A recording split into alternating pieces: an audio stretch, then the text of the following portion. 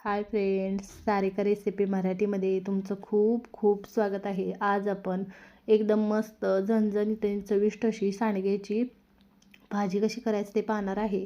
आपण दाटसर रस्सा भाजी बनवलेली आहे.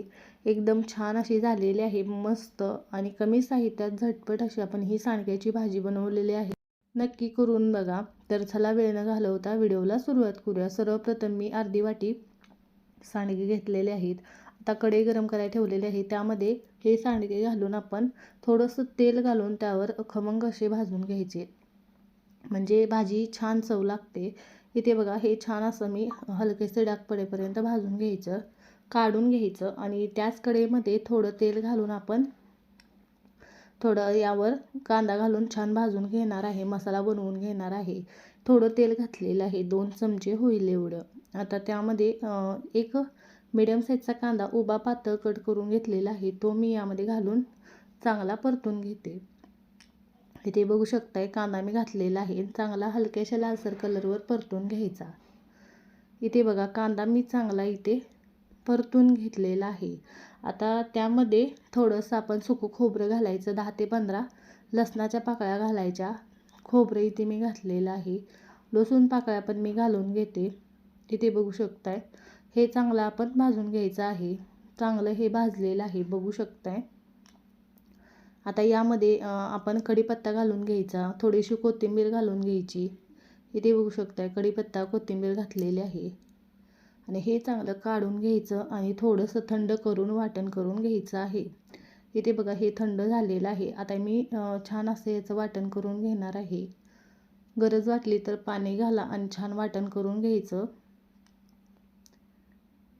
इथे सगळं मी काढून घेतलेलं आहे आणि वाटण करून घेतलेलं आहे. आता त्याच कढईमध्ये थोडंसं तेल घालायचं. तेल गरम झाले की त्यामध्ये अर्धा चमचा जिरे, थोडासा कढीपत्ता घालायचा. आपण वाटणामध्ये पण घातलेला आहे, फोडणीमध्ये पण घालायचा. आणि त्यामध्ये हे छान परतलं की वाटण घालून घ्यायचं. वाटण बघा इथे घातलेलं आहे. वाटण चांगलं तेल सुटेपर्यंत परतून घ्या. वाटण आपण परतून घेतलेलं आहे, तेल छान सुटलेलं आहे. आता यामध्ये आपण लाल मिरची पावडर, लाल आपलं घरगुती तिखट असतं ते घालून घ्यायचं. बघा, मी 1 चमचा लाल तिखट घातलेलं आहे. बाकी जास्त काही आपण मसाले वापरणार नाही. चांगलं परतून घ्यायचं. इथे बघा, तेल सुटेपर्यंत हे परतून घेतलेलं आहे. आता यामध्ये आपण जे सांडगे आहेत ते घालून घ्यायचं आणि परतून घ्यायचे सांडगे घालून यामध्ये. इथे बघू शकताय, या पद्धतीने मी हे मसाला चांगला तेल सुटेपर्यंत परतून घेतलेला आहे. भाजलेलं सांडगे घालायचं, परतून घ्यायचं. आणि तुम्हाला भाजी कशी घट्ट पातळ बनवायची आहे त्या पद्धतीने गरम पाणी घालायचं. पाणी गरमच घालायचं.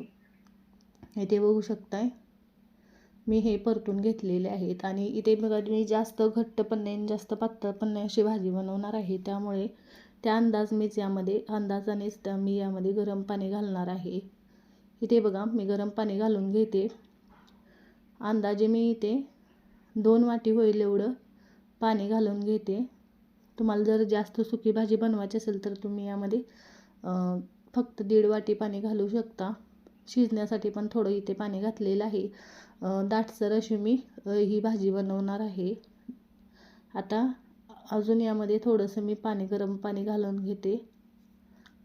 या पद्धतीने बघू शकताय. आता यामध्ये चवीनुसार मीठ घालून घ्यायचं आणि मिक्स करून घ्यायचं. आणि याला उकळी आली की झाकण ठेवून आपण याला मीडियम फ्लेमवर शिजवून घ्यायचं 8 ते 10 मिनटं. छान असं मीडियम फ्लेमवर आपला सांडगा भाजल्यामुळे पटकन शिजला जातो आणि चव छान लागते. इथे बघू शकताय, 10 मिनटानंतर छान तरी आलेली आहे आपल्या भाजीला आणि चविष्ट अशी भाजी तयार होते बघा, मस्त. आणि मस्त अशी बघा, दाटसर मस्त अशी आपली सांडग्याची रस्सा भाजी तयार झालेली आहे.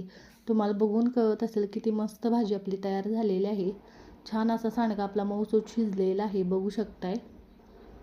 एकदम चविष्ट असा होतो बघा. करून बघा तुम्ही, तुमची पण भाजी एकदम टेस्टी अशी झणझणीत मस्त होते. नक्की करून बघा आणि कमेंटमध्ये जरूर सांगा तुम्हाला आजचा व्हिडिओ कसा वाटला.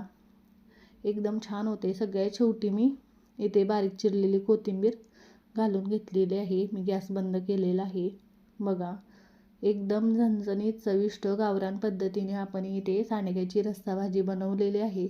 झटपट बनते आणि एकदम छान बनते. नक्की करून बघा, एकदम छान झालेली आहे. तुम्हाला बघून कळत असेल. करून बघा, कमेंटमध्ये जरूर सांगा तुम्हाला आजचा व्हिडिओ कसा वाटला. व्हिडिओ आवडला असेल तर व्हिडिओला लाईक करा, शेअर करा. चॅनलवर नवीन असाल तर चॅनलला सबस्क्राईब करा, बेल आयकॉनला क्लिक करा. व्हिडिओ पाहिल्याबद्दल धन्यवाद.